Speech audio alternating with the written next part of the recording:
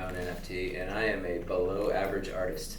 But that's the what you see, right? You got to have a picture. You got to have something. But what I can think of is like, all right, the utility that goes with it. What are people going to get out of this? And like, so like subscriptions to the app, which this app hasn't even done shit yet. But I'm already giving away subscriptions, like people care. And and like, all right, I'll take somebody to a meal, or I'll sit with somebody. If they own this and they're a server, I will go sit with them and I'll tip them, something fun or whatever. I'll send them swag or whatever. So like, something that you could do is like, if you own this and you paid for it, you actually bought it. What you get is 1 piece or 2 piece or whatever you decide, or at your discretion, pieces of swag every year. And I'm starting mine at 22, so I got a little bit of time to build it up and get some momentum going, that sort of thing. So like, starting in 2022, 3 and 4, you'll get 1 piece of swag from me per year, as for owning this. So that's like a little utility. Like, what do you get? I think the thing that's going to set some of the artists apart from others is the ones that realize that these people want to feel like they're part of the community with you, and it's not the same as hanging a piece of art on the wall as it used to be. Now you want to have some involvement membership with the artists. Yeah, you want to be able to interact with them. You want to be able to. You could have a contest to where somebody designs a piece that you make, somewhere big or something like that, and you're like, all right, I'm going to pick one of my NFT owners to help consult and decide what I draw. Help pick the colors. You got to give up a little bit, right? And I know a lot of artists that makes you cringe a little bit, but they want some involvement. They want some skin in the game. They want whatever, like you got to think of what they get, and then this is all sounding like. Didn't we say all this last time? Probably. I said the same shit over and over. Hey, no. That's my bad, because like, I haven't forgotten it, and I think about it. I haven't made any action on it. I've even I talked with Angelo, and I was like, I know. I guess my hesitancy comes from because of I don't get I have a decent but not huge reaction to my accounts now. Yeah. So I'm I don't want to be putting all this energy into it and then fall on deaf ears. It's but it's like running a marathon, man. If you've run the first mile, you're not fucking done yet. Well, of course you're not done yet. You got 25 more miles to run. You know what I mean? Right. It's not something that you can. It seems crazy, but I plan on doing this shit for 3 years before I give up on it. I don't care if nobody watches it. I don't get a download. I don't get anything. I'm just gonna keep doing it because something is gonna hit, whether it's a TikTok or whether it's a Instagram post or whatever. And then you got all this stuff that's already out there, and you did it. It's and then you just get more comfortable with it. You start thinking outside of our wonderful city here. It's cool in Indianapolis and all, but start thinking bigger than Indianapolis, and and where can you drop things, who can you partner with, what influencers can you chat with, what if you get out there and comment on other people's shit and they start seeing you. Right.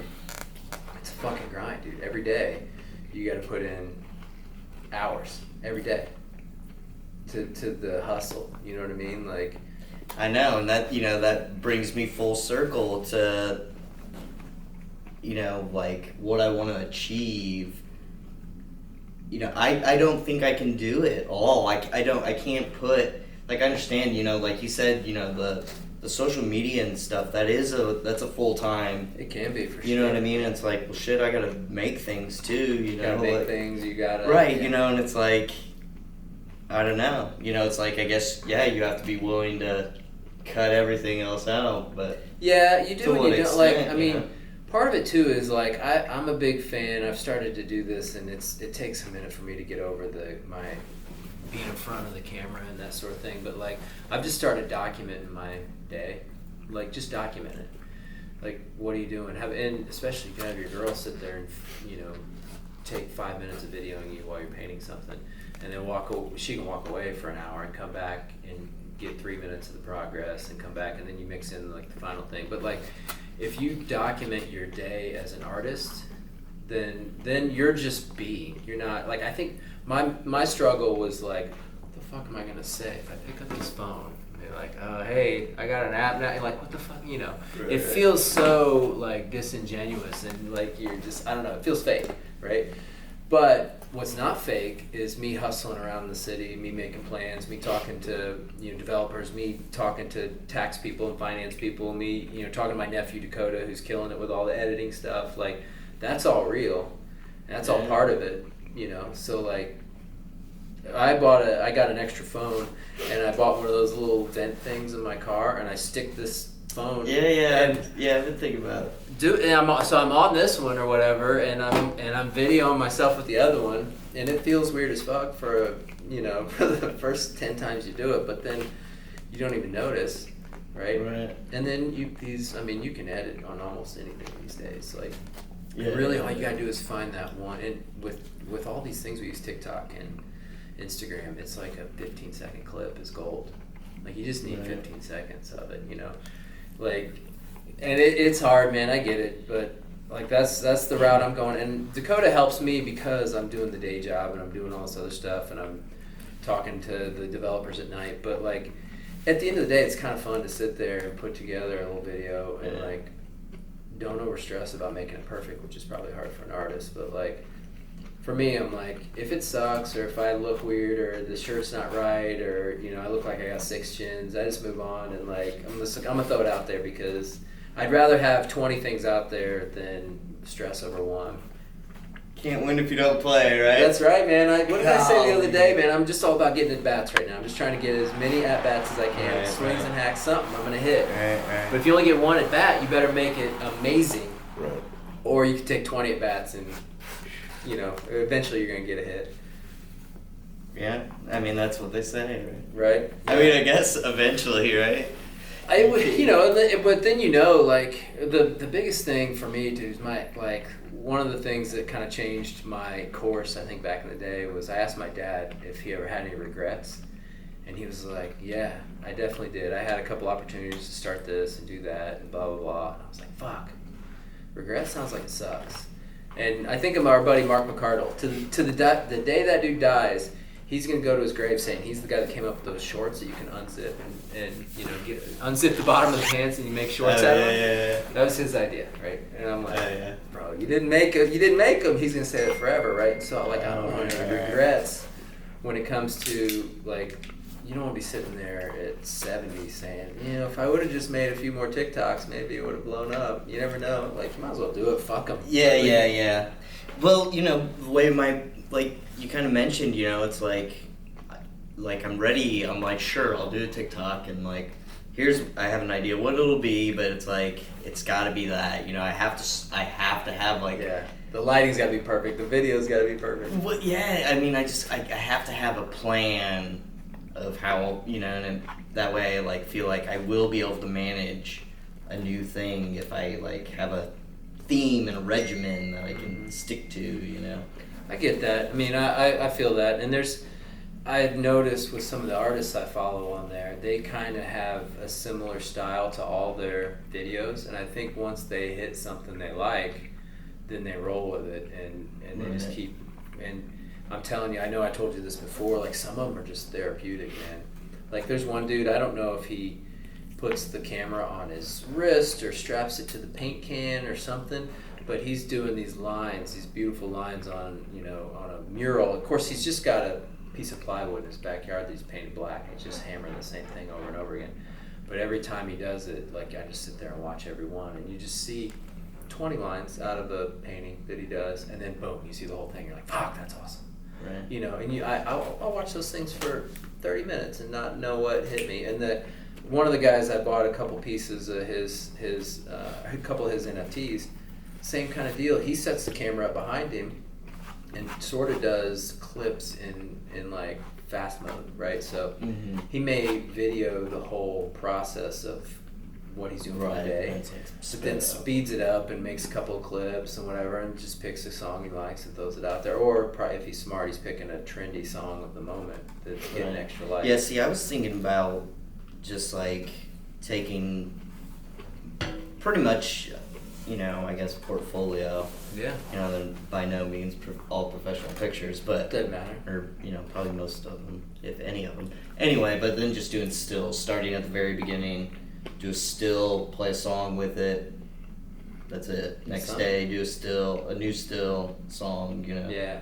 Are you doing these on your iPad in like Procreate or something like that, or? Well, like I've been, I've had my Instagram going for over 5 years, so it's just I have all these and it's pretty much a gallery on my Instagram. Yeah, so yeah. I would just. The only reason I asked about Procreate, and I'm not an expert at it enough to draw on a little bit, but I think there's a setting in there that almost keeps track of the history of every pen stroke. There is, yeah. I feel like that would be a super cool way to go back and grab a few things that add some motion. I mean, the cool thing about TikTok is you get the motion. Right. There are definitely pictures that you can film the picture in a way that adds motion to it, but go ahead. Well, no, I think either way would be fun. Yeah.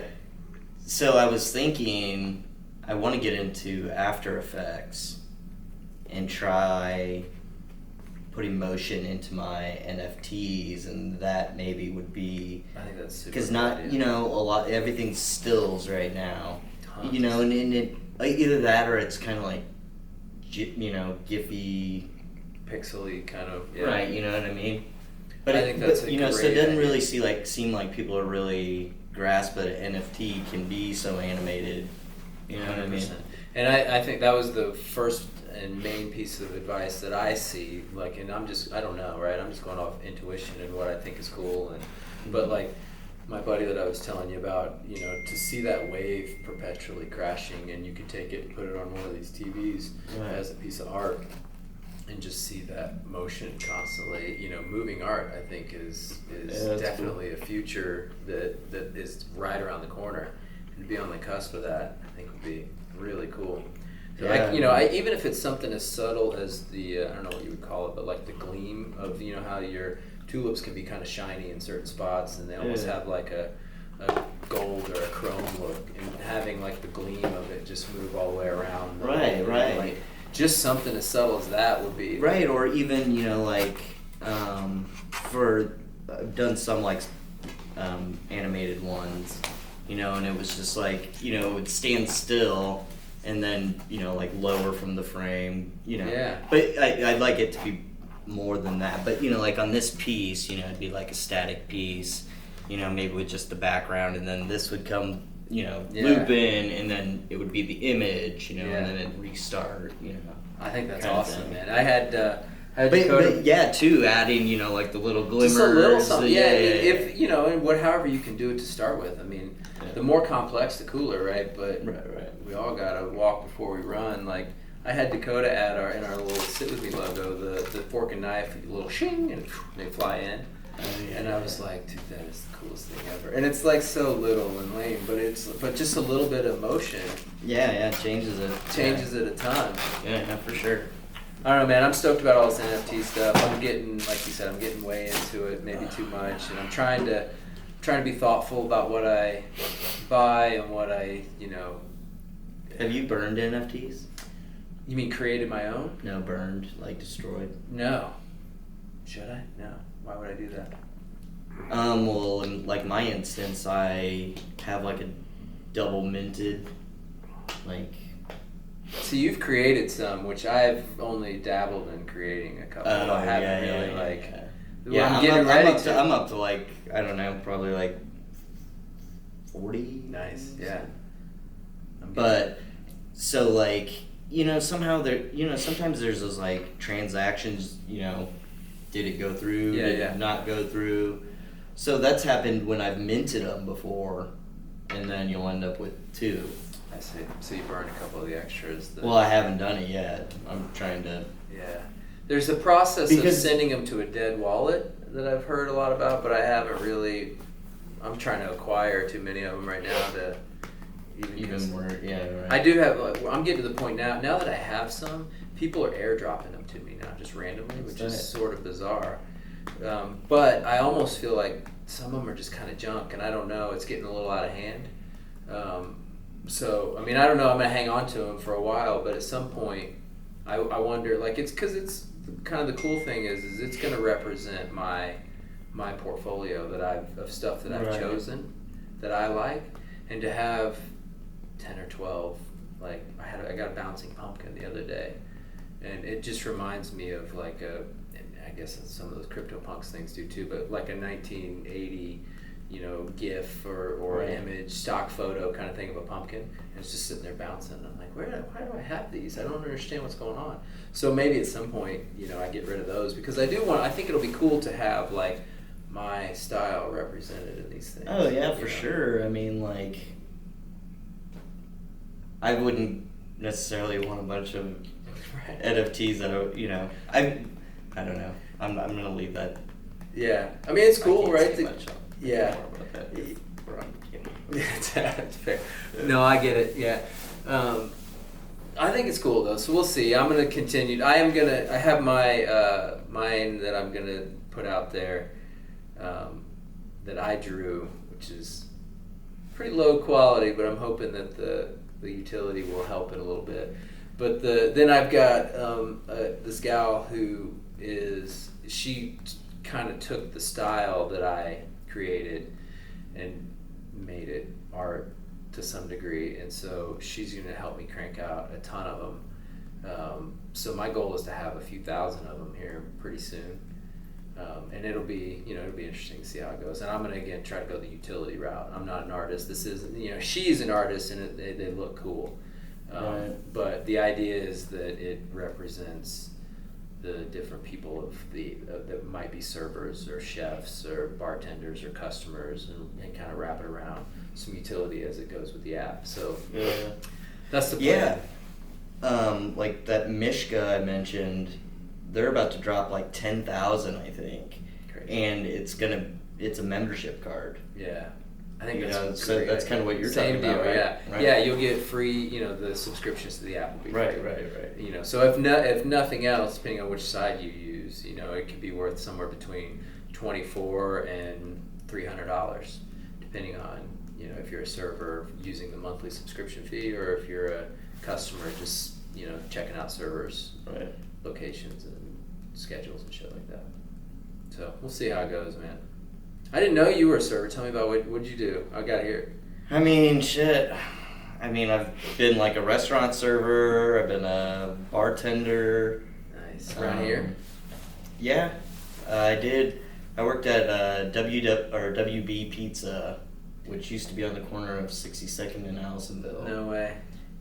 Have you been there? Yeah, it's been a lot of years. So back in, this is probably going back to maybe like, I don't know, early 2000s, somewhere in that zone, maybe mid 2000s. Oh yeah, for sure. We had some friends that lived right up the street. Pink Staff and some of the boys lived up the street, and they would forever be getting takeout from that joint. And one of my buddies, Mark, again, same dude, he lives in Hawaii now, used to say WB for me all the time. It's all he would ever eat.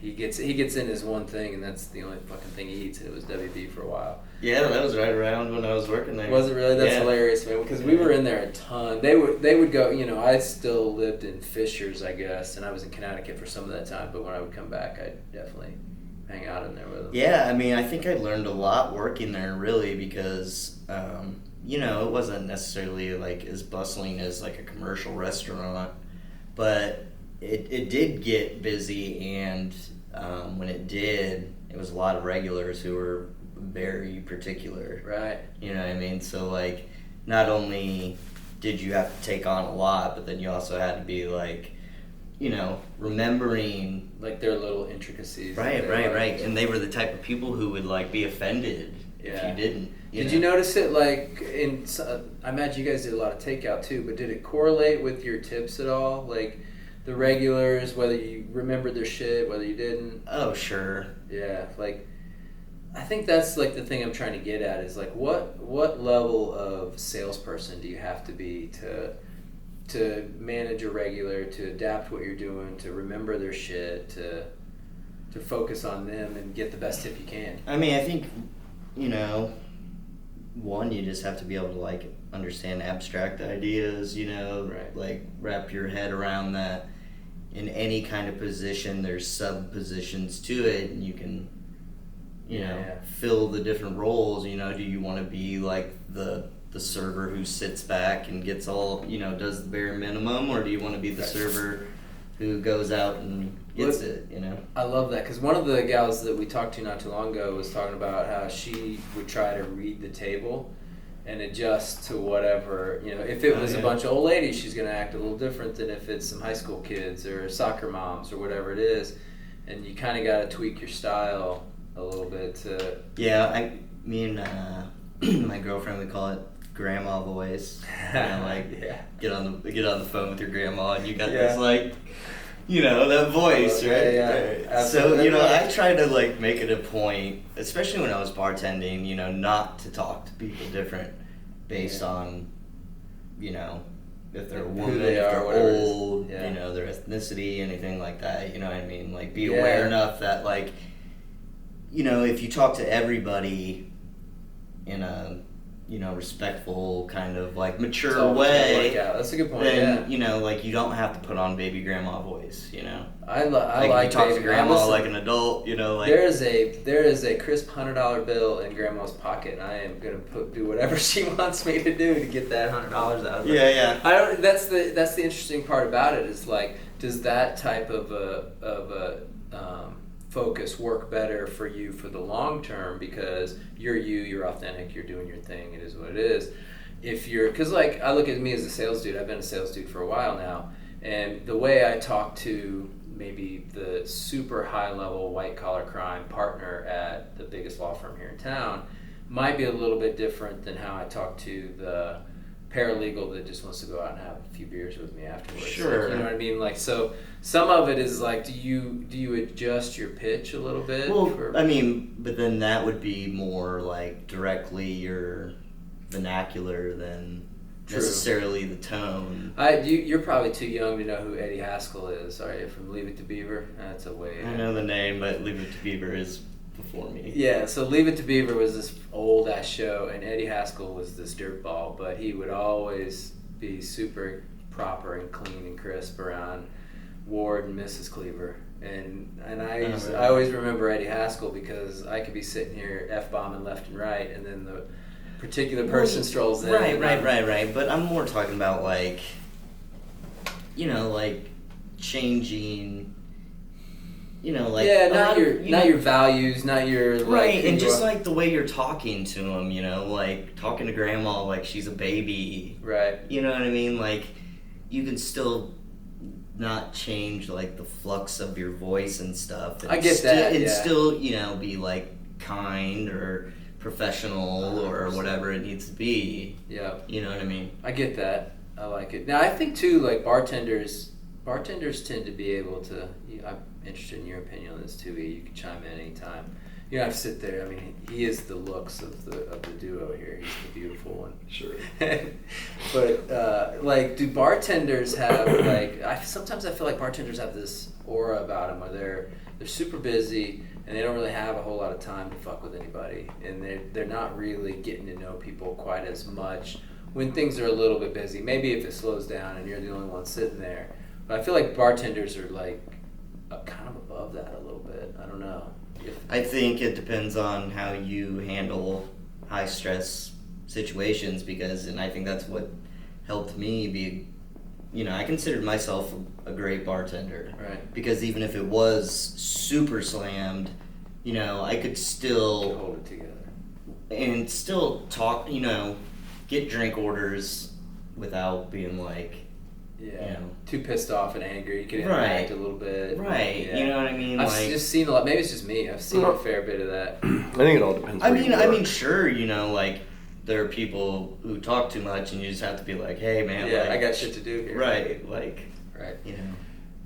Yeah, I get that. I think it depends where you work too. Yeah. Because if you're in a place where you are the main bartender, but you're also getting drinks from the from the servers, right? Yeah. You have to do both. You have to wait on your people at the bar, and you have to make those drinks for all the restaurant or all the other customers in the restaurant. But if you're at a different place where there's multiple bartenders and one's handling the service, the service well, and you can focus on your people, because that's usually going to be the first priority, is take care of your guests that you are their server, you're their Right. bartender before Right. you get to your, your servers who are waiting on you to make their, their cocktails. Right. So all I'm saying is, if you have the time to cultivate that relationship with your regular or with your guest while they're at your bar, you're going to go to that first. That's going to be priority one, and then hopefully you can get the serviceable drinks done too. Yeah, I'm always trying to Multitask. be like conscious of that too, because I've spent the last year and a half going to try and talk to servers and bartenders, and I try and not show up at a lunch rush or dinner rush or whatever. Right, Like, 'cause right. they're slammed, and the last thing they want is some dude like, hey, come check out my app. Right. Can you sit here for 45 minutes? Exactly. Shoot the shit. You with me. don't have to do anything before you open up and get ready for work, do you? Right. So I'm trying to like find the happy medium, but you get your elevator pitch down to explain it to them in 30 seconds or less and see if they bite. And sometimes they do, and sometimes they're like, oh, sounds cool, and then they're right back to whatever they're doing. But there are times when they're slammed and they probably don't have the time. But I still think that even those bartenders, there's a dude that's at the Ale Emporium up in Fishers. And I don't know that I've ever seen the dude smile. He doesn't spend a whole lot of time chit-chatting with anybody. He's real matter-of-fact, takes your order, he turns around, there's no chit-chat. And that dude has all kinds of regulars, turns out. And I'm like, maybe it's just me, maybe I don't make the cut or whatever, maybe they're all ladies, I don't know. But like, I'm like, you've never even had a smirk of a smile or anything like. And he seems like a good dude. And his bar is always packed. And I asked him one day, I had to crack in there. I'm like, dude, what? You have regulars? Is that? He goes, oh fuck, half this bar is regulars. I can't shake them. These guys won't leave me alone. And I'm like, oh my gosh, what in the world? So everybody has their like shtick, right? Their like the way they do it. Did you have anything like that, or were you just yourself, just kind of shooting shit with everybody? Yeah, I mean, the place we operated and built was like designed to be like really open and welcoming to everybody. Cool. And especially people who felt like they had nowhere to go. I like it. So Yeah. I think that kind of like lent into how myself and we expected our other bartenders to approach the job. How did you help like instill that as a culture? Like, what was it's just Um, leading by if- example, I I'm mean, sure. But right, and then just the rules and the etiquette of the bar were enforced in that kind of way. It just got to the, if something was going down that was uncouth or whatever, people were like treating someone badly. It's like yeah, everybody turned on you and was like, hey, you gotta work this out. right, that's not how we roll here, I can appreciate that. I feel like that's something that's sometimes it's not easy to weed out and to deal with sometimes. But like, so along those lines, like, have you been or did you see places where maybe management, they were just assholes, or and I feel like servers in general, maybe not as much bartenders, but a little bit, they seem to be the forgotten piece of all this, because there's like, you got the customers, of course, who get their ass kicked. Management's always stressed because they're running things and they're answering to corporate in most of these restaurants and whatever. And servers are such a commodity, right? They just want them to show up, do their job, shut up, tip out as they're supposed to. Don't fuck up anything while you're there, and then get out of there. But they want all these crazy hours and doubles, and they want you to be on call, and they don't want you to ever ask off, and all these things. When, in my mind, and one of the reasons why I really wanted to build this is like, servers are really your rock stars. I'm a sales dude, and they're salespeople, and they're the ones that are actually interacting with the customers. And the food is not going to be so amazing that the service doesn't matter. The service always matters. And so I think culture in these types of restaurants and establishments is such a big deal, because it can trickle down and make the servers assholes. And so, my hope is that something like this will give the servers some autonomy and some freedom to like be themselves, be a salesperson, be a personality, have a niche, have a specialty, whatever it is, and separate themselves. And I wonder, like, sounds like your place, as long as it followed the general guidelines of being cool to everybody, would have been amazing with that kind of an attitude. Whereas I wonder if you go to some giant chain restaurant, if they're gonna not allow that or not want the individualism. Right. I don't know. You think that? What do you think? You think they will? I mean, so, you know, we built, and I say we built because I think I've mentioned, you know, like this bar in Muncie called Be Here Now. You know, we built it from the ground up with no money. Cool. You know, I mean, nickel and dimed the whole way, and it's still running. Had Nice. bands from all over the world there. No shit. Yeah. That's cool. And you know, so it is a very different than your like chain, you know. But you know, the customers would have loved to know, you know, who's working, and you know, there's definitely, you know, bartenders have their groups, especially in like a college town. You know, most of the people that work there or were involved there, you know, either had graduated, you know, so we weren't really catering to like necessarily the college crowd, even though we were on college campus. Right. But you know, each bartender would definitely bring in, you know, because the bartender was always usually the, you know, the DJ too. Oh, nice. So you know, that would kind of, you know, Their change taste the would- atmosphere. And I think that's even more prevalent now, as I'm learning. A lot of even regular servers, but definitely bartenders at more bar type of places, are being asked to post and recruit and, you know, get people to come in. And like, you know, I talked to a buddy of mine, Ben, and he doesn't post very many Instagram stories, but when it does, you can bet it's that, you know, it's something about his club that night that, you know, he's been asked to make sure he posts, which I think is cool. They're starting to use that sort of thing.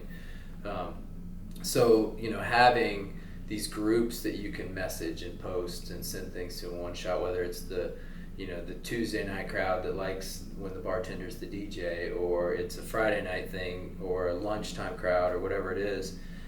And even like the entertainment, did you say that this bar, that it had a lot of entertainment that came in, like different oh acts and shit? yeah. I mean, it was there's something going on every night of the week, and you know, even like karaoke might be one night, but in some form there was some kind of like live entertainment. That's going cool. on. So, you know, the karaoke night, you know, they could send something out. One of the things that popped up in conversation with Dakota and some of his friends was the idea of putting the entertainment on the app. So now, you know, you have server, bartender, chef, host, sommelier, I mean, you know, anything, busboy, whatever. You shut that thing. You have all these different things that you could put on there. Well, entertainment's going to be one. So, like, for example, if Elliot's band, Elliot does have a band. What's the name of your band? I forget. Cold Step. Cold Step, I like it. Yeah, so if Cold Step is playing this, the 13th, is it playing the 13th? So he could put on the app, Cold Step is playing tonight at such and such a restaurant or whatever. So like if I'm trying to decide not only where I'm going to dinner, but what am I going to do tonight or tomorrow night, you can filter by entertainment, and you can just see on that night in photo form what bands are playing where in the area that you're going to be out in. And which seems a little redundant, but if you think about it, like most bands, I've talked to E and I've talked to a couple other guys that are in bands, and like they're posting on Facebook and they're posting here and that, and it requires somebody to see it early, make a mental note, decide whatever, when I feel like a lot of times people may be deciding where they're going tonight right now. Like they're getting ready to be like, all right, we're going out tonight, you know, what's going on tonight right now, and having one spot where just the entertainment is listed, you know, in the area that you're around, assuming the bands choose to be on there. So like I feel like that, like, you know, then the other thing too is the bartenders, the Bens of the world can be like, hey, Cold Step's playing here tonight, you know, send a blast out to all the regulars, or the people can bring up the app and they can look at the map and figure out where they're going to go, and they can say, oh shit, Cold Step's right over here, and we have Sidewalk Souls over here, so we can bounce and hit both of them. It's in walking distance. So I mean, I feel like the entertainment side of things is a nice little extra nugget that this could add to a Friday, Saturday night, you know. Yeah, for sure. Wherever. Do you remember Champs in the 90s, in the late 90s, over the Fashion Mall? Yeah. Okay, right. It had the like the deck, and it overlooked the pond, and like back in the late 90s, this was the place to be. It was like the first real sports bar in the city. right? And then they built one down here, but okay.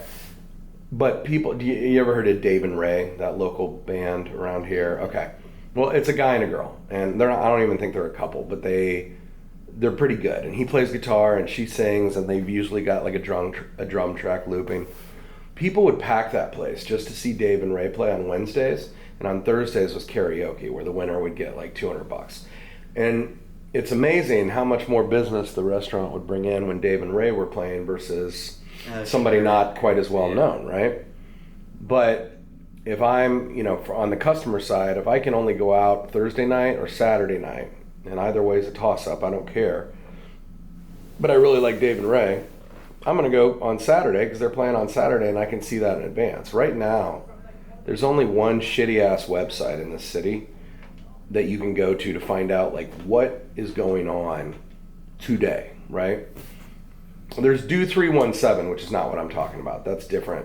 That kind of gives you a long term. But this website, you type in the date, and it tells you everything going on from, a covered bridge festival an hour away to bands playing, to plays and musicals at theaters, art gallery shows, that kind of thing.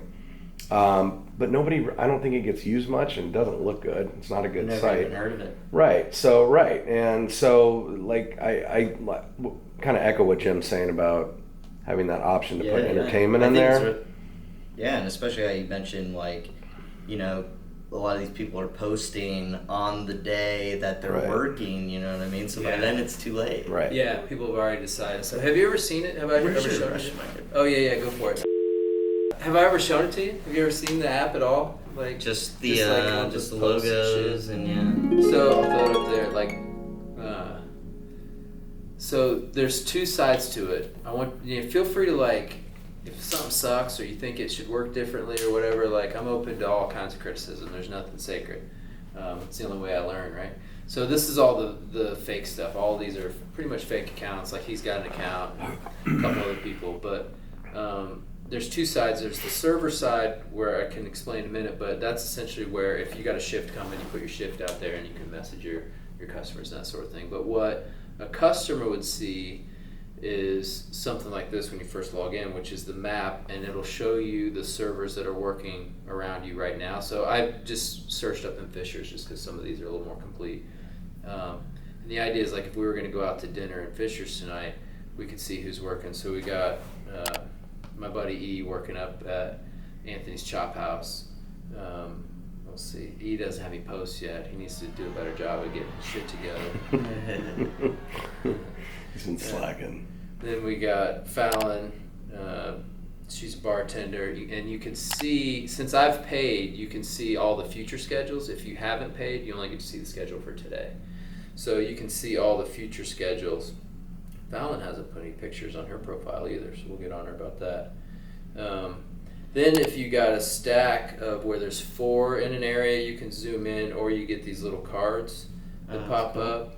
And if you can either view the profile, you can click on the card. We got our boy Stretch. He works at 1933 as the chef, of course. I'm at Top Golf. So you can see here when you have photos, kind of what pops up. You can start to see some of the pictures and shit like that. And the idea is that these servers can share shit about the restaurant, the food, themselves. I feel like if you think about Yelp, right? You either have the super fancy made up fake picture of the burger that doesn't look real and it'll never look like, or you got an angry customer. There's no in between. I feel like the servers, the chefs, everybody, the people that are in there, they're gonna put an actual decent picture of what the food looks like because they care, and they're gonna try and make it look decent, not completely shitty or way overproduced. So the idea is that people can put information about themselves that makes them special, help sell them. Maybe they got a talent or whatever. His friend Zach, who I've gotten to know a little bit, he's a bartender at the Chop House, and I saw a video of him the other day. I think I shared it. He dropped a ball of smoke somehow from an upper deck, and his buddy caught it in the glass and popped it in vapors. And I was like, how is that even possible? Like, cool shit like that you you could maybe do for somebody or have a special event or whatever. But So the idea is that you can kind of go through, find the people that you like, and you can sit with them, and then when you do, you now have access to their schedule. So if we're deciding where to go for dinner tonight, we can go sit with my dad over at Goodfellas Pizza, and his schedule is in there, and we'll know when he's working and when to ask for him. You can tip through there too, which is kind of cool. So if I hit the tip button, it'll take me to their Venmo, their PayPal, that sort of thing. And you can just search for popular profiles in your area or wherever. The cool thing about this too is, like, if you pull up a venue, you can see Gary Vaynerchuk works at the Lost Grill Creek in Hot Springs, Arkansas. So you can know all the employees that are at that spot. So if you're deciding, like, all right, I definitely want to go to Lost Creek Grill tonight, see who's working tonight, you can check that out. Then the messages and notifications are pretty straightforward, but this, like, then if I switch seats, so now I'm gonna hit switch seats, now I'm a staffer. So my thought was, every server is a customer. They all go out. Then they have their industry nights and they help each other out and that sort of thing. So every server will get a customer side, but customers, for the vast 90% of the people that use the app are only gonna be customers. So the servers also have their own side of the app where they have their schedule here. They put in all their the days that they're working, and they can flip month to month and that sort of thing. But the coolest part, and I don't have any messages yet, but you can do broadcasts or regular messages. So the broadcast is going to be like that Tuesday night karaoke we talked about. If there's like 25 people that show up for that, you can have them follow you, you follow them, and you can throw their user ID into a broadcast and call it Tuesday night karaoke. Name it whatever you want. And so tag everybody that's... Yeah, and you can just send them a note like Tuesday at noon, be like, hey, look forward to seeing you guys tonight. But the cool thing about it is when you send that out, it appears to all the end users that it's a one-on-one message. It goes, you type it once and you send the broadcast out. So if you got 30 people in your regulars group, you don't have to message 30 people or separate them or make a post that you hope they see. You can DM them all directly, but then the replies come back individually. So then you can carry the conversation on from there individually. It's a good one. Yeah, and then searching for customers. So if you kind of generally get the name, or maybe you swipe the name from the credit card receipt or whatever, you can search the customer out, look for them, trying to, be like, hey, you were in my restaurant tonight. I was going to ask you if you had the app. Feel free to. Here's my schedule, that sort of thing. And then notifications are cool too, because you can get you could get a message saying, hey, I'm coming in. I'm coming to sit with you. I'll be in there around whatever time. And depending on the night, how busy it is, what type of restaurant you work at, what type of bar you work at, what level of baller the customer is, that may, decide how you respond, how you act. If it could change your whole night. Yeah, if it's super packed and a busy night or whatever, or if it's a shitty night, like if somebody like E comes in there, is going to spend a bunch of money and leave a huge tip, then they're like, hey, leave this table open. Whenever E gets here, it's his. They may do that if he's that level of baller. If you're not and you're a shitty tipper, it's all right, bro, get in line. So it'll be interesting to see how that kind of plays out and what it does. But it's kind of cool, man. You got all the patrons that follow you, real cool, man. and all your posts and like this is sort of, I'm trying to have, Dakota and I are working on building a profile that looks like what a great profile should look like. So saying all the right things, the pictures the way we want them, that sort of thing. Like this is a cotton candy dessert dish at the casino out in Connecticut. And like, if this was at my restaurant, I would have cotton candy all over the place. I'd be talking to people like, come try this. It's a super inexpensive, cool I just dessert. threw it up there on mine. You did? Mm-hmm. Oh, you put a picture on yours? I posted, yeah. Nice. Let's see how do you do. So now to find you, I gotta go back to, I gotta switch seats. Now I'm patron. E works up in Fish Carmel area, right there. Let's see what he did. View his profile. Oh, look at a fancy cocktail. Did you make that, E? Yep. That's you. Oh, look at that. That's a perfect example of kind of what we're hoping people. That's a post that he put it, but you could also send that as a direct message or a broadcast message to 25 people and be like, hey, I'm slinging these tomahawks tonight, come see me. And I think it's real cool. I think I think there's definitely a market for it. Yeah, it just doesn't exist yet. You know what I mean? Like, I feel like Well, it does. There's a lot of foodies, and no matter where you live, there's a lot of foodies. There's a lot of people that are even, whether they're young and in their 20s and they're whining and dining. My neighbor last night that I sat down with, he's a realtor. He's taking clients out. People in their 50s where their kids are out of school. A lot of people like to go out. They don't like to cook. They want to go out, and a lot of them like to go to nice places. So they, whether it's Olive Garden or whether it's a high-end steakhouse. Well, so here's the question. Like, this is where I think this is very different. I could be wrong, but like, there's foodies everywhere. There's people who just like the experience of dining out everywhere. But who today, pre this, who is the salesperson that sells to them? Like, categorize that person. Who wants them in there? The server who either is it? What does the server get? I mean, the server doesn't care about the foodie per se. The server cares about the person that's going to. I think from the point of the app, you probably want to. I would think maybe market more towards the consumer, right? Yeah. I mean, for the app, I'm going to market toward the servers because that'll be like hiring 10,000 salespeople. Right. Because if you think about it, but the people who you want to buy the subscriptions are going to be the consumers, right?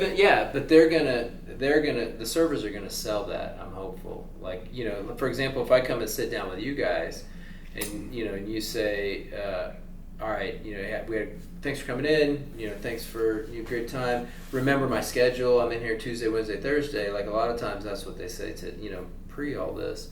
Now they're going to say, hey, you can find me on Sit With Me. It always has my schedule updated. Usually I'm here Tuesday, Wednesday, Thursdays, but sometimes I flip-flop or whatever. But you'll always, and you can message me if something's going on or you need something, or I'll let you know about specials.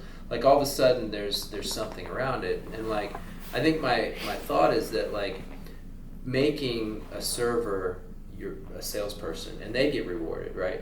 So all of a sudden this industry, we did the math not too long ago. I found out that there's $129 billion tipped annually in just the United States. $129 billion bucks, right? The servers aren't really looking at that amount of money as I want the most of my fair share. Whereas me in legal sales, I realize that there is this massive pie and I want to get as much of it as I possibly can. I'm going to use all the tools I can. Too many servers are just thinking, the next table the hostess hands me, I'll roll with that and we'll see what we get. And now all of a sudden they're going to be like, you know what, if I can take the top 30 tippers that come into my restaurant that like me and get them to ask for me every time, I just gave myself a 25% raise, or whatever it is. I just gave myself a raise, because what you're going to do is if you get 20 tables in a night, instead of 12 of them being shitty tippers and people that aren't that fun to sit with or whatever, now you're going to have 18 of them as good tippers, good tables, because you're controlling more of it, and just 2 of them. So you give yourself a raise. Whereas before, they weren't allowed to give a shit. It's just the manager and the owner that kind of care, and they're running ads on TV, or they're running ads somewhere else. So what they're doing is completely different. They're not doing any like I'm hiring all their servers to sell for me, and they don't even realize it. Right. It's not even really. It's not even about the food. And I just said there's foodies because. But that's people like to try new shit. That's like the kind newest. Of who I think of is like the people who would genuinely. No, there are, but I'm saying I'm saying if there's a higher end Thai place that just opened up in Fountain Square, we're enough of a foodie city where like we gotten beyond steak and potatoes, and we want to try new places, especially if they're nicer. So a foodie city is like where you have a broader spectrum of cuisine, and then along with it, so you have an upscale, like Delicia, or however you say it. Do you think foodies, so here's my hope with the foodie type of thing is, because my nephew Zach is definitely a foodie, and he's super into all that stuff, and I feel like the foodies would like to have an inn at certain places. Yeah. Like if you're that's like their dream, isn't it? Right. So like if you're a foodie and you go to wherever, it's hard to like get that relationship or figure it out or what, and where do they point that? Is it the chef because they're a foodie? Is it the manager? Do they care about the server? So my hope is that now if you're a foodie and you like to bounce from different places and go, you can not only find the quirky, cool restaurant that has the cool food and meals that you like, but you can also find that server that accompanies the meal really well. And like I think that group will definitely take off from a consumer standpoint. There's a ton of people. My buddy Matt, God love him, he was my original business partner and all this in my Q Discovery days and whatnot. I remember taking this idea to him a couple of years ago, and I told him all about it, and he was like, "Nope, nah, don't see it. I just don't give a fuck who brings me my food." I'm like, God damn it. Honestly, I do. Devastated. I was crushed. I was like, all right, I got a chip on my shoulder now. Like, cool. But the funny thing about Matt was we immediately went to lunch. We went to his favorite place, Red 36 in Mystic, Connecticut. We go to lunch. He walks in there, and they're like, "Oh, Mr. McCormick, how you doing, buddy? Good to see you." And he's like, "Yeah, right this way. Nathan will be taking care of you." And he's like, "Oh, shit, I love Nathan. Nathan's good dude." I'm like, "You fucker, what are you talking? Like, you do care." He's like, No, I don't. I don't care." But I think there's a bunch of people out there that would say they don't really give a shit who brings them the food. But at the end of the day, like, being recognized and being sold to and being, somebody that a certain group of servers would want to take care of because you're a good person, you're a decent person to sit with, you leave a reasonable tip. It's not even about big tips, really. It's about, you leave 15, 20, 25%. Not zero, right? A lot of people don't even know that they would use it, and they'll use it because the server will ask them to be on there. They'll feel decent enough about that experience to get on there, and then they're being sold to. Whether they pay for it or not, I kind of don't care. I want a gang of downloads, but it's all about just the overall experience, I think. Because who doesn't like to be welcomed in when they go into their favorite restaurant? Oh, Hi, sure. Mr. Norman. Yeah, doesn't matter where you go, right? Right. It could be Olive Garden, It could be, Yeah. Who doesn't like that? Yeah, I think, if you're not, like you just said, if you want people to use it, if you're shooting for utility over like purchase, For sure. I think you could really, I think having a, purchase, if people have to purchase it right up front, I think would really. No, and actually the next thing I'm doing, right now, which I don't love, you have to have an ID, and that's mainly for the messaging and all that sort of thing. But in the next release, hopefully, assuming I can get it in there in the next few months, it'll be sort of like Yelp where you can get on and just view public profiles without even having an ID. So you could get on there and see who's working and go in and ask for them, but you wouldn't be able to like follow them, message them, get their full-time schedule unless you actually got an ID and joined, that sort of thing. And there's no cost to do that. It's just some people probably don't want to put their email address in and create a password right off the bat, which I get. So I mean, I think the idea of like getting, like, if I can get just a shitload of downloads and get vast numbers on there, I mean, I think that's the ultimate goal, because then when you go and you're talking to people and you're like, I got 100,000, 500,000, 1 million, 2 million downloads. Those are big numbers in the app game that people get super excited about. So eliminating any friction, Right.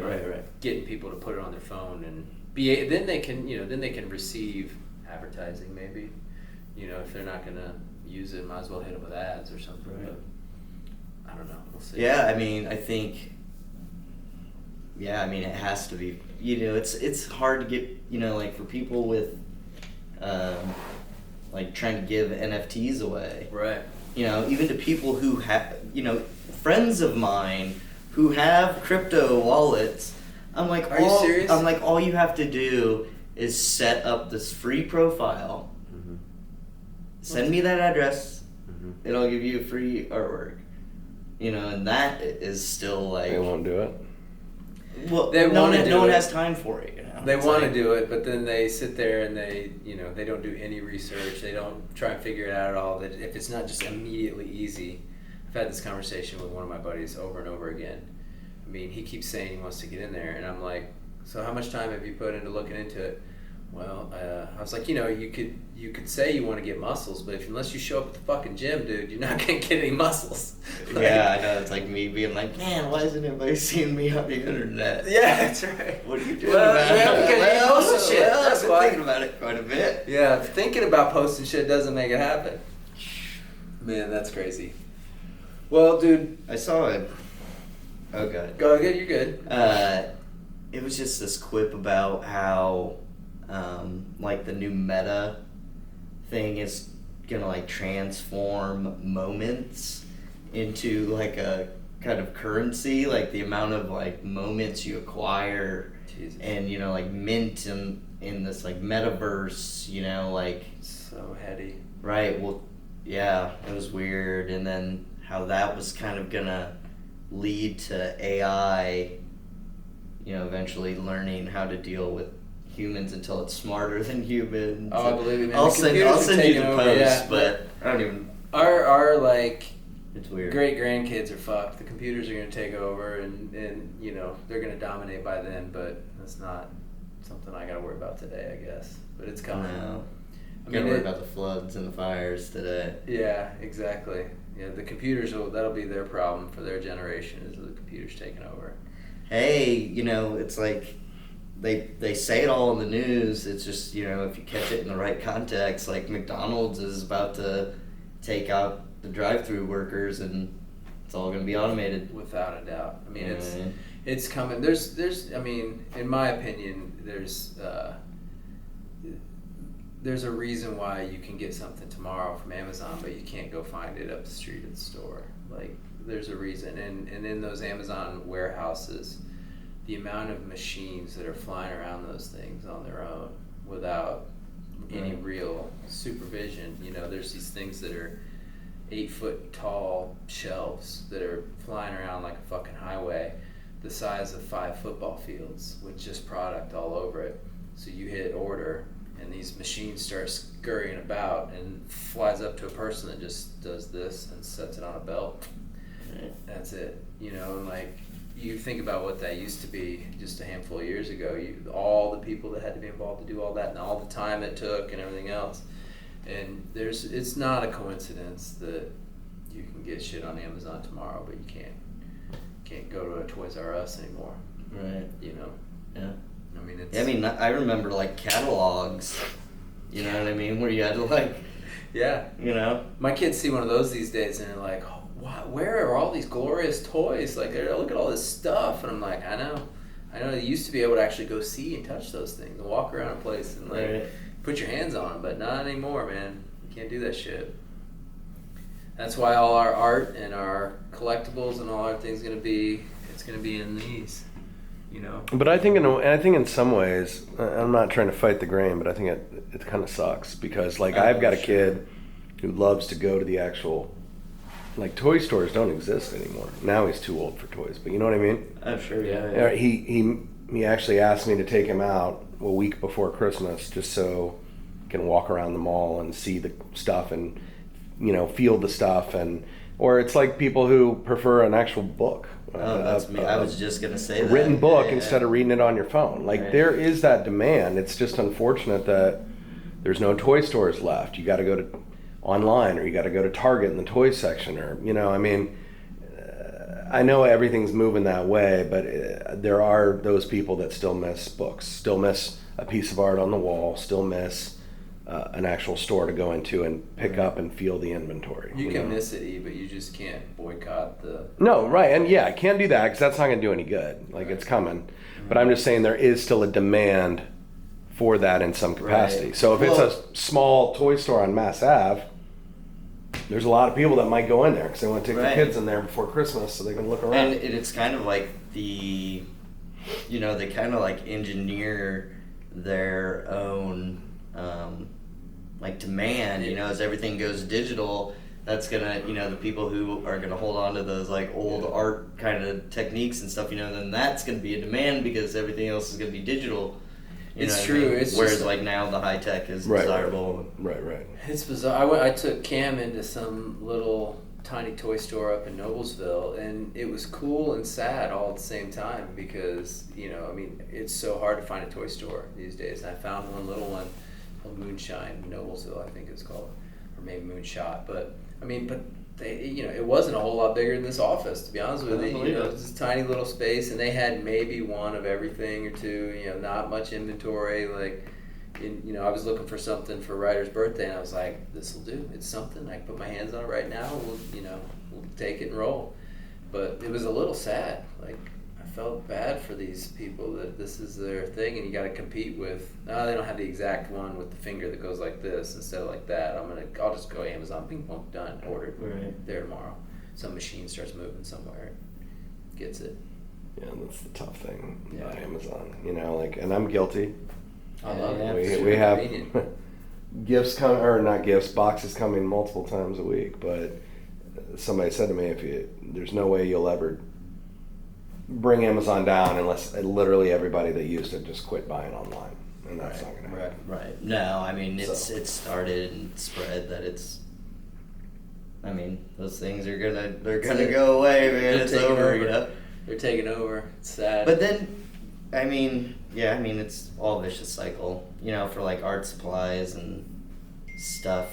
Even when Indianapolis doesn't have an art store, which is unbelievable. Right. There used to be one by Ale Emporium. Right. In Castleton, Prism. It's closed now, right? Yeah. Oh, I went by there the other day. I was looking for paint pens. That's horrible. Even before, Amazon was in the game, going to Michael's or something instead of Prism, because you could get the same products at Michael's and get a coupon and get it half the price. Right. And it's why in the world would I go support my local art store when I can get it for half price at Michael's? Right. Yeah, it's so hard. But art stores got to make money too, right? But they got to find a different way. They got to innovate. They got to do something different because it can't be taxing up the price. And really, it's just because profit. Michaels can buy in such bulk, right? And and throw it on a semi and send it all over the place. Right. And an art store's got to buy it direct from somewhere, and they don't get the bulk discount. Yeah. Which sucks, but I guess that's capitalism, right? Mm-hmm. Or if the art store were smart, they'd have an online, kind of buy online, pick up in store, or buy online and we'll ship it to you kind of thing. There are those people that are loyal, but I'm like you. If I can get something, the exact same thing for, less money, significantly less money somewhere, then I'm going to go there. Yeah. It's just the way it is. I had the water filter in my Samsung fridge is $50. Samsung.com, $50. Best Buy, $50. I went to eBay, same thing, $25. So, yeah, sure. Crazy. Yeah. It's the way people. Why not? Whoever's getting cut out of it, they're just getting the bad deal. Because the producer and the manufacturer is already making hand over fist. You know what I mean? So you're getting a deal at $25, but it probably still didn't even cost more than $5 to make it. Right. 100%. Right. You know what I mean? Yeah, for sure. Well, that's what some of this NFT is going to be interesting about. Fast forward 5 or 10 years from now, the way Ethereum works, with the kind of the contracts behind the scenes and NFTs, and eventually you'll be able to have some sort of an NFT with the creator of the paint pens or the art supply or whatever it is. You'll have some sort of a deal with them that guarantees you getting certain things. Oh, sure. You have an NFT with Deer Creek, and Deer Creek you'll get X amount of tickets to a certain amount of shows or whatever. It's going to become, whether it's Taco Bell to art supplies to concerts, you name it. They're all going to have an NFT that's going to require to give more information and put your shit in, but the idea is that you'll just get things from supporting it and just paying. The whole world is going to this subscription model kind of thing, right. Where they're just tapping into you $5, $10, $20 a month, whatever it is, and your money's flying all over the place, and they send you some crap for that money, but you just keep that subscription rolling, which is right. That's Peloton's a great one. Tonal. These home based. Stop paying your gym $50 a month and And We'll bill you $50 a month. We'll bill you $50 a month, and we'll send it right into your living room. Right. Yeah. Speaking of all the art, so what are you up to now? You got the NFT project going on. You still have a gallery somewhere? Yeah, I'm still at Vidir. Nice. How long's that running? For eternity, forever and ever, amen? Yeah, as soon as they can, as long as they'll have me. As long as people keep showing up, check it out. Yeah. I mean, I still move pieces out of there. So, where is it? It's on Mass Ave. Okay. Mass Ave and College, kind of by that weird point right around Yeah, there. I used to work there. It's called, what is it? Vidir Press. Okay. They've been there probably about 2 years. Okay. Nice. So yeah, I'm just kind of like a resident. I just had some prints made. So I'm gonna have some new work going in there. We're, gonna get going on your piece. Yeah, you're gonna kick up the TikTok production, the Yeah, Instagram production. Yeah, I mean, I'm still shooting for the stars, so Hell yeah. I'm just trying to. The NFT project's cool, man. I was stoked. I don't know if I told you, he gave me a few of them, and I think it's a really cool piece of art. It looks cool. I think when you pop it up, I've had mine up on some of these screens before, Oh, nice. and it looks really cool. Yeah. And some of them, to be honest with you, like your stuff, I like to leave as just a piece of art in the room. I don't really want to leave an ape or a donkey or something like that up as a piece of art in a living room or an office or wherever. So, it's funny. I have a few of those as investments in stock, like we talked about. But the other ones, like yours and a couple of the other ones I got, are just cool art that I like to have up and displayed. So I think that's a pretty cool route to go, and I'm excited to see you create more of those. Yeah, I mean, I'm gonna hang on. There's definitely gonna be a wave where. And we're in the very beginning of it.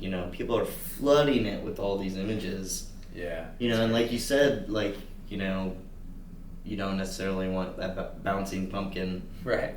On your wall all day. Right. But then, when these social media sites are gonna start adapting it and making, at least the rumors I hear is that your posts are gonna be NFTs. Yep. So then everybody and their mom's gonna have Literally. access to them, so hopefully NFTs revolving more on the artistic kind of merits 100%. Well, hopefully and what's going to happen, I think, and you'll be primed for this, is like the social media, the various things like Facebook or Meta or whatever he's calling it today, but they're going to tie into your personality, and you're going to be able to display your car, your art, your music tastes, if you start to get, if your car has an NFT, your music purchases are NFTs, the art that you buy is an NFT, the shoes that you buy is an NFT, the hats. I mean, if you think about it, we do it, the way you dress, the way I dress, all of us. I mean, we're one walking NFT. Nobody called it that. I wear a hat like this because it expresses me. I wear it, whatever. And that's what it's going to become on social media, and it's going to tie in our purchases, right? No longer are we going to have to go flex in front of a Lambo. We're going to have the NFT that says we own that Lambo or whatever it is. Yeah, so that's what I'm saying. We're all going to, all of your achievements are going to turn into these digital assets, and we're going to be living less in the physical world and more in this metaverse, And I guarantee 99% of the world would much rather see your beautiful art over a bouncing pumpkin any day. So I think you being out there, the cool thing about this is, less than 1% of the world is paying attention to this and out there right now. So early, right? Yeah, I know. It's really a hard thing for me to really grasp my emotions around, or just it's for me, it's just seeing that there's such a big change in the way we think about things, that it's okay, well, I feel like I need to be doing things in that direction. You definitely can't ignore it. You definitely should be taking a percentage of your time, whether it's 15 to 50 or maybe more, and go in that direction, because what's the alternative? What are you just going to die on the vine with the canvas? Some people will. So a lot of people will. Our buddy Will, he will for sure. You know, he's the mural guy that I've told you about, and I can't talk him into making an NFT. And he's just gonna die on the vine with canvas, which is whatever, teach his own. Yeah, for sure. But like you may be. I mean, aside from me, who's not a real artist, I put a piece of art out there, in early 2020 as an NFT, which was complete garbage. But you may be the actual first real artist in Indianapolis to have an NFT project. I mean, I don't know. There's many other. But I mean, I know there are, are at least other people making NFTs, but I still, I think a lot of them are revolved or geared towards either music or, kind of the hype or, you know what I mean? Yeah. But as far as, cool, like Art Central, like producing, like, hey, this is my work in the form of an NFT, like, I don't know. I don't know who else is doing it. You show them to me. Yeah, it's hard. I mean, I sure haven't found them or haven't heard about them, or if they are, they're not marketing them very well because I'm out there, I'm looking, I'm trying to figure shit out, and I don't. But that's fucking cool, man. I mean, that's really, to be that cutting edge and to be that on top of it, and I mean, that's like we keep talking about, document the process and doing what you're doing. I mean, you're so far ahead of the game, dude. Like, I think that's really something that you can hold on to, and like nobody else. Yeah, I mean, even though it doesn't seem to be ahead of, like, because I'm just following the lead, so I feel like I'm already behind. I know it feels like that, but you're really not. I mean, look around. Right. There's a bunch of junk out there, and there's a handful of really good artists, but I mean, the reality of it is, if you count up the number of artists spread across OpenSea or Rarible, whatever it is, like, versus the actual number of artists that exist. Oh yeah. It's minimal. Speck. It's just a tiny speck of artists that are actually doing it. Like the change is coming and it's real, and you're definitely leading the pack, man.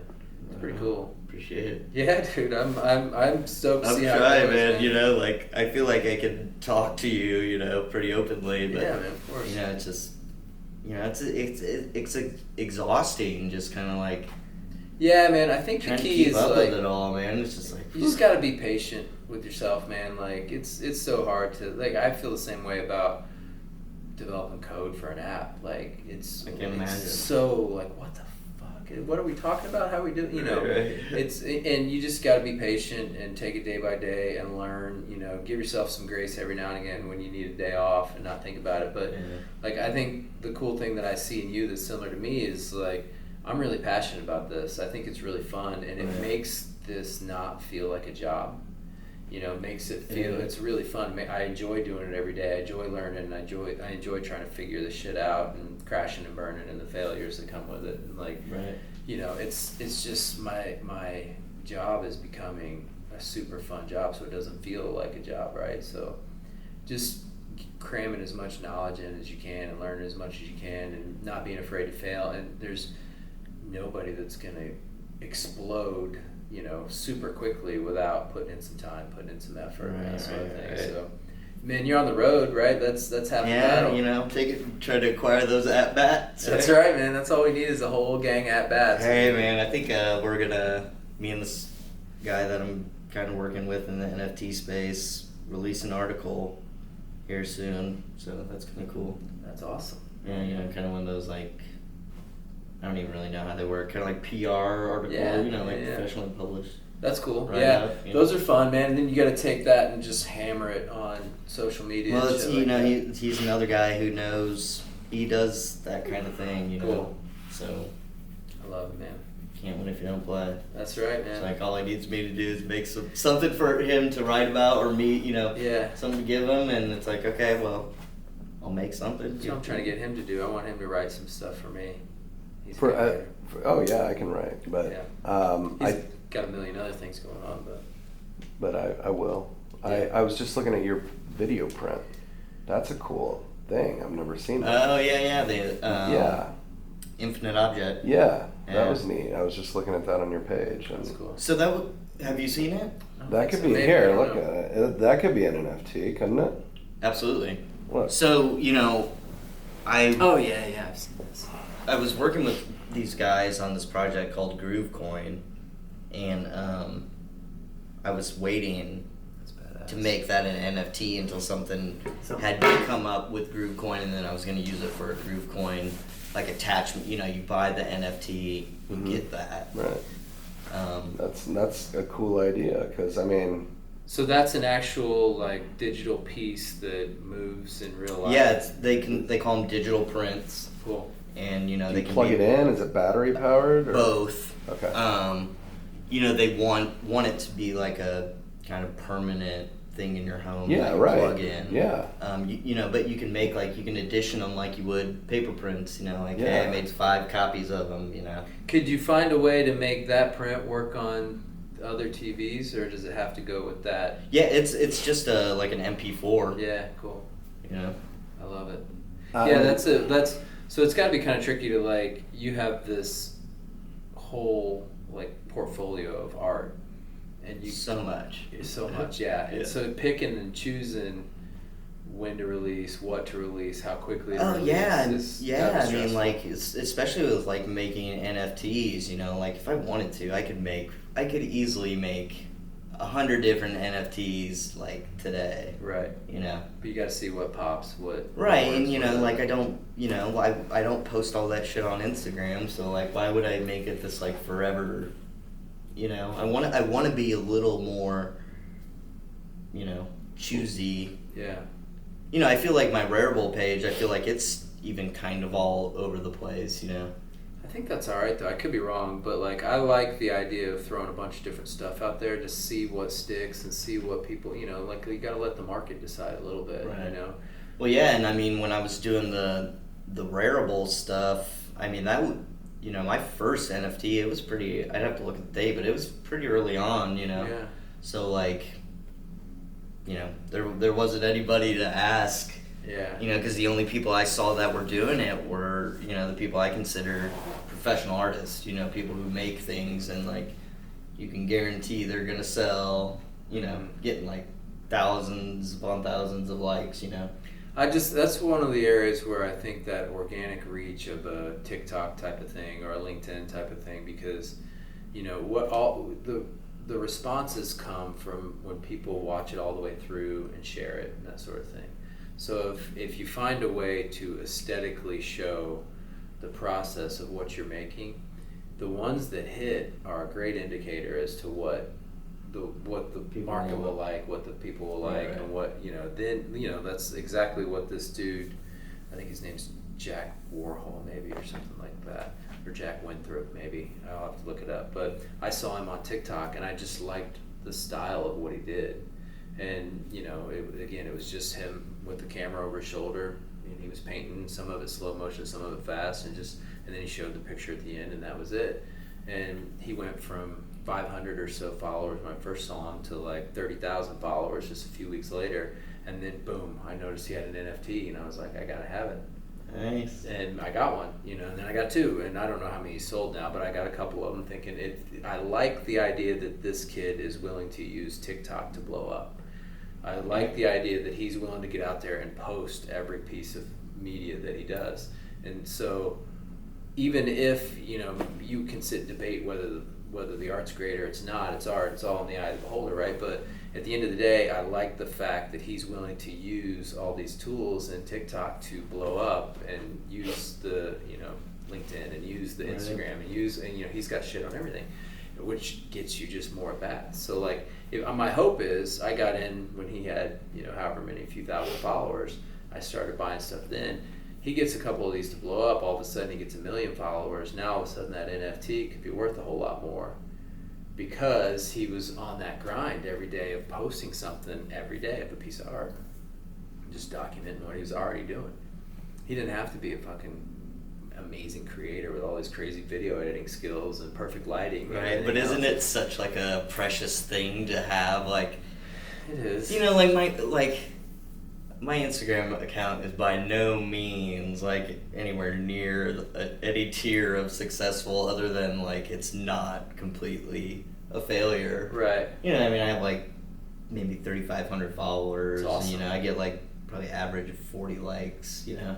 So it's not like monstrous, but you know, like there definitely is like this like preciousness. Like I don't want to, you know, like I feel like I got to where I am by doing what I do, you know, and it's I like, get that. you know, it's like, well, will I lose everything I've built? But is it I, like, so it's funny, yeah. Dakota and I had a similar conversation a while back, like, I would get that if you were like rolling in it. You know what I mean? That is, you know, I think that too, and it's like, well, why not? What do you got Why to not lose? flip it up? Like I'm not meeting the goal or reaching the level that you know I want to You're not there yet, so you attain. gotta So shake like, it up. so I'm obviously doing something wrong, right? He was not doing something. He was enough. talking about our app one, and he was like, you know, I'm gonna post this, and then I want this there, and aesthetically we were going down a certain path, and I think he would have got it anyway. But I was like, we're not gonna have this be an art gallery.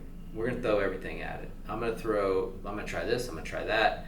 At the end of the day, if you gotta delete something, you can delete it. But I want to throw everything at it I possibly can and let the market decide what's good, not me, because it's not really up to me. You're your own worst critic. Yeah, we're the hardest on ourselves for sure. We hold ourselves to the standard, but the reality is it's up to the dude that's gonna click buy on your piece of art.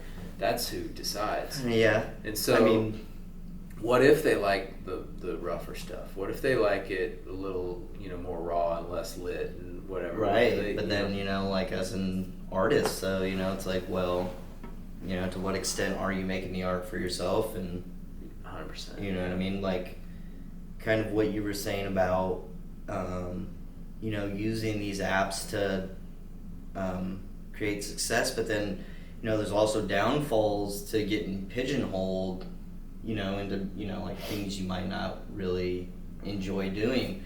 Like this Mr. Doodle character, you know, like he blew up on his style, but you can tell that he wants to, you know, this is what I pick up. I don't know the guy, he's, you know, but you can tell that he wants to evolve, but his fan base wants what he blew up on, you know what I mean? Yeah, you just gotta, I mean, so did John Mayers, I guess. I'm trying to think of an example. Like, he was all bubblegummy pop guy. Yeah. You know what I mean? Like, I mean, I think it's just, at some point, you gotta live with yourself, right? So, quit living for other people. Like, I get that as an artist too. Like, and you're getting some success and you're getting some money rolling in, and the reality is I think if you create a sense of community around the people that are fans and you're interacting, and I think that's like the big thing that people forget is, like, if you're answering the comments and you're, you know, following up with people that leave posts and things about you or whatever, and helping out with that, like, you create this amazing sense of community and friendship, and they feel like they're a part of the team. You know, you could start doing something completely different, and they're gonna give you some shots at it because you built this amazing community and you were authentic and you were real and you were you. If you're and you're gonna wind up miserable and cranky anyway if you get stuck in, like, you could decide 6 years from now that you don't want to ever make another Tulip in your life, and now you've moved on to something completely different. And what's better, just angrily and unhappy making tulips, or being happy doing your own thing? So, like, I would always default to just being you, dude, and just doing what you feel at the moment. And, like, if it's working, you know, see what, you know, you never know. You might try something, throw it out there, and everybody may love it. You may like that a lot better, and it could take your career in a whole different direction. Sure. You know, so, I mean, it's easy for me to say I'm not a fucking artist. I can't do shit. You know, like, when having the digital capability, you know, I can, like, produce, like, finished kind of pieces that are way kind of experimental from where I, you know, what people generally know what I do, and to, you know, to get any kind of, like, reaction, like, good reaction, you know, is, like, that's really a huge success as an artist, because, you know, it's basically saying, like, hey, like, I can pretty much do whatever do anything, you know what I mean? People like it. Here, That's you know, huge, people are like, dope, you know, and it's like, that is the dream for me, at least, you know, is to be able to just, you know, be like, hey, like, it's dope because you did it and own it. Yeah, fuck it, do it and own it, man. I mean, it's always, you got to reverse engineer your own success and go backwards from whatever you think, wherever it is that you want to wind up. And if it's slapping a handful of things on a canvas and making it art. That's what it is. You just got to own it. You know what I mean? Right. And think of the path that gets you there. And I feel like you're doing it, dude. You're especially with the NFT and the digital and being on most social media. But you're like, getting there. I want to. I believe in what I do so much that I feel like I just need more people to see it. Right. And I accept the reality that social media is the tool right now to do it, and like I just got to do it. Well, again, going back to, so recently my wife and I tried this brand new restaurant. It's just locally owned. And when we went in, there was all this cool artwork on the wall. Have you ever thought about going to a restaurant or two that does that kind of thing and seeing if you could throw a piece or two up on the wall? Because it's got a little placard next to the painting or the print. Yeah. With your name and title of the, you know what I'm saying? I mean, for the everyday person like myself who isn't actively looking for art but will buy it if it's something I see and like, or is that not how you want to like broaden? Yeah, I mean, I kind of want to move on a little more. Okay. From read the top 4 out loud. The top 4. Yeah. Top 4 what? Does it say abstract art there? Oh, abstract nail art. Wait, not nail. Did you bump it? Oh, not the nails. There we go. Okay. Abstract art, 730 million views. I that's on every single one of my Abstract _ art, 2.6 million views.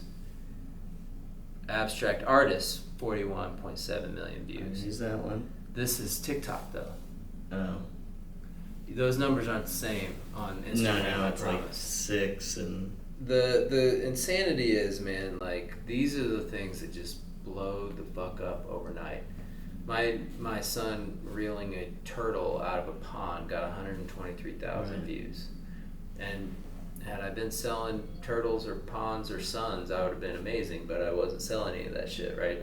But I'm telling you, like, if you got something that you can sell that you can link then to a website or an NFT, eyeballs. That's why restaurants and that whole thing is like, I can't count the amount of people that are like, are you going to go sell to every restaurant? I'm like, no, because that's one. Like that's, if you put it in a restaurant, you're going to get 5 couples a night that sit next to it, which is fine. That's cool. But you make a TikTok a day, you could potentially get hundreds of thousands of eyeballs on it a day. Is there a lot of TikTok NFT stuff? Yeah, I mean, it's more and more every single day. There's definitely, and it depends on the level of, whether it's a musical NFT or an artist NFT or whatever it is. But what happens is people follow people that they like, the way they portray their art, right? The way it's viewed. I mean, you could be edging up lawns with a weed whipper, right? And you could have millions and millions of views. It's just the way it's kind of delivered aesthetically. But if you can, you can put NFT in there, and people will search in NFT, and I guarantee that's in the hundreds of millions too. Right. I thought about doing like an NFT a day for TikTok. That'd be cool. Yeah, anything a day, like. Right. That's why I was saying before I start, I want to have this like formula so I could be like, okay, this is what I'm gonna do. Just don't get lost in the design of the formula. Just execute. Right. Like that was my big problem at the beginning of all this app stuff, is I was really spending a lot of time planning. Fuck, good planning shit. Just do it. I could do something. Make one. If you want to, and then the reality is it becomes easier to get in a routine and figure out what the routine is once you're doing it. But like, I talked so much about designing this and calling that person and doing whatever. And it was just, I was busy. I had a lot going on. I had, a million things on my mind. And so finally one day I was just like, fuck it. I'm going to pick a whole bunch of developers. I'm going to start calling them. And I just called. And the next thing you know, procrastination gets out of the way and execution starts happening and the snowball gets moving and you just, you get used to it. You get fans. You get people. Some of the biggest things that I did was like telling guys like him and some other people, I'm going to do this because then I got somebody else counting on me to do it, or like asking me. I got mad at him in the beginning because he would ask me about every day and a half. When's it gonna be done? I'm like, God damn it, E. I'm doing it, man. Just take it easy. But it was like, you know, you just gotta fucking do it, dude. You just like planning is not gonna. You're not gonna plan it. You just gotta do it. Fucking bullshit, I know, but this is how it operates. And I don't know how you hang on. I feel like I'm an old geezer and I'm younger than you. I know, like, right? God. Man, because it's I'm like, when do I get a rest? Like, that sounds never. You never get to rest. Never. Well, I'm right on par with that, so I guess this is how it is until I die. It is, but the reality is, it's like if we can figure out a way to do what makes us happy, then we don't give a shit about the rest. Like I rested this weekend and I was online looking at NFTs. That was my downtime. You know, I guess, you know, like I don't want to seem ungrateful, you know, it's just like I want more. You know what I mean? Yeah. So like, you know, like if you want the muscles, you gotta put in the gym time. Or, you know, you could find a way to cheat somehow, right? Steroids. You could, but that never pays off. That's short-term gratification. I know, right? you know, breathtaking highs, terrifying lows. The reality is, man. So, like, it's funny. I've been thinking about this a lot lately because of the stuff that I'm going to do with Stretch, and I'm going to get, like, you got to sit down with him on his podcast. I'm going to get to do that, I think, one day. And, like, I'm trying to think of the right things that I want to say. And I think one of the things that's really standing out to me is, like, our relationship with time is all fucked up. Like, I'm older than you. I feel like I'm fucking 25. Because my relationship with time, everything has slowed down for me, and that I have so much patience to be successful in this. Like, and I think about it, it's something that somehow got instilled in me. I don't really know how, but I've always had patience when it comes to work ethic and goals and things like that. I can set a goal out there and say, I'm going to put it out a year, and that's cool. A year's nothing. Dude, I'm in my 40s, and hopefully I got 40 or 50 years left on this motherfucker, so I'm going to do it all over again, right? Like, that's a long-ass time. So, like, in the moment, in the day, it's like everything's on fucking fire. But inside, internally, long-term, it's like I have so much time to do this. And there's certain things that I want to get done quickly, but, like, for me to say, all right, I'm going to take all of 2021, I'm going to quit partying, I'm going to quit drinking, I'm going to quit watching SportsCenter, I'm going to quit spending my time listening. As much as I love Dave Matthews, I've been to a gazillion Dave Matthews shows, and Childish Gambino, I love those fucking guys, the Foo Fighters. I'm not going to listen to one goddamn song, not one. And I am going to educate myself, I'm going to work, I'm going to grind on this, and it's only 1 year. I'm going to live to be fucking 90 years old, and it's 1 year that I'm going to take and invest in myself to become huge, to do something amazing, to really get this thing started the right way. There's no time for slacking. If you really want greatness, if you really want to be this huge badass artist, then like what's 1 year to sacrifice to do that? Like at the end of the day, would you trade? If I said, give me 1 year of work and I promise you that you will have 40 years of success and happiness and wealth, you'd do it in a heartbeat. Oh yeah, sure. In a heartbeat. So what's stopping you? You know what I mean? Like that's what I was just like, and it's amazing how once you say, all right, this is it, I'm going to start doing it, and I'm going to grind every day, and I'm going to cut that shit out. And you got to hold yourself accountable and do it. You need buddies like E to help you along the way. But man, it's amazing the turnaround that you can make in a short amount of time, and the shit that you can accomplish if you really like are honest with yourself and do it. Yeah, I mean, you know, like I think, you know, I'm kind of this year and the year before have been like the best 2 years of my life. Right. You know, I've never really accomplished more than awesome. I have this year, you know. Yeah. But still, you know, I'm just like, I'm the type of person, I'm like, that's all fun and games, and, you know, like, that might be great for, you know, but it's like I can do more. Yeah. So, like, just, I mean, like, you can, and, you know, if you're doing, like, you know, self-awareness is a big deal, right? You gotta, and I think you're pretty good at this from what I can tell so far, but you gotta be honest with yourself, like, are you really spending the time wisely? Are you talking yourself out of turning the camera around and pointing at yourself and doing shit? Are you, you know, are you watching you know, that's full circle Netflix? to, you know, what I was saying about, you know,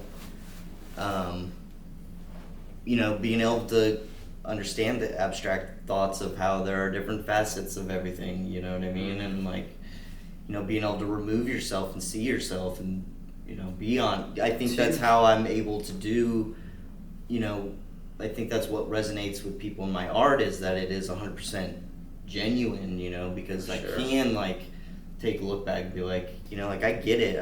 I'm not working hard enough on this, and that's why it's not happening. Right. You know. Right. That's the key, man. To have that relationship with yourself and be able to call yourself out on it and. Right, and act you know on it is hard. I think finding someone to hold you accountable. It is. You got, but in the end of the day, man, you got to do it for yourself. Right. Like, you know what I mean? You got to hold yourself accountable. You got to, it doesn't matter if you're working out, if you're eating right. You know, I got this damn cheese problem. I can't eat fucking cheese anymore. I love cheese more than life itself.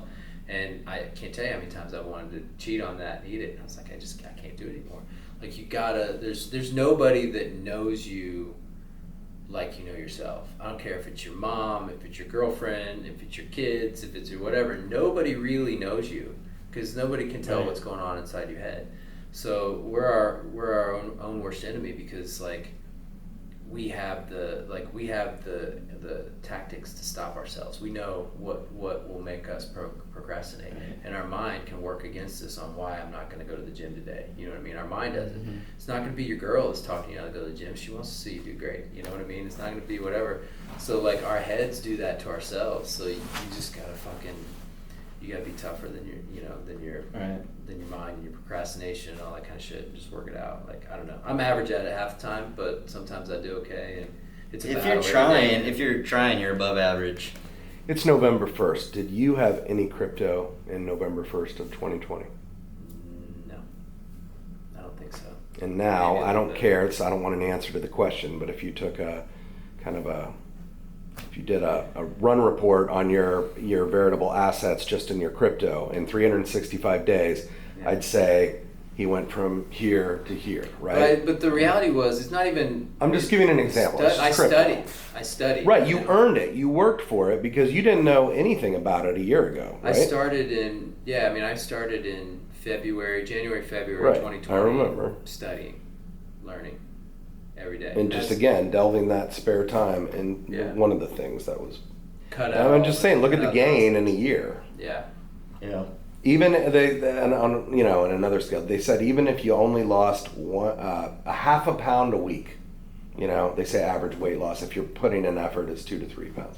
But if you just lost a half a pound a week, that's still 26 pounds in a year. It's huge. So I don't know. I was just kind of Yeah. piggybacking on what you were saying Right, about.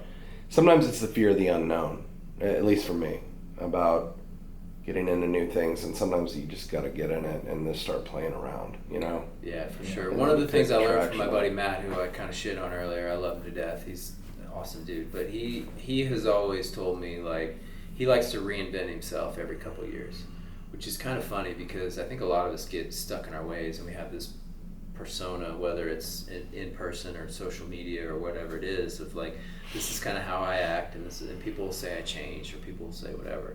But like physically, mentally, working out, hobbies, whatever it is, one of the coolest things is to be able to adapt and change your mind and be different. Say, you know what, I thought that a year ago, and now I realize that I think makes more sense for me. I'm going to go that way.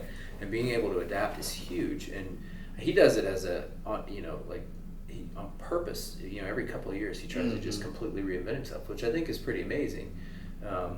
At the same time too, it's like giving me the freedom to be like, you know what, I can be completely different, and I don't really owe anybody any explanation about it. Sure. As long as I'm not a change fucking dick, it doesn't Right. matter. Change is inevitable, and people fear change, but it's like you should be changing because Absolutely. you should be growing, and if you are Absolutely. growing, then you can't be the same as you were. Right. Yeah, there's a problem if you're still the same person you were 10, 20, whatever years ago. Yeah, without a doubt. It's dope, man. I love it, dude. I appreciate you coming hanging. Yeah, dude, the app's looking dope. Thanks, man.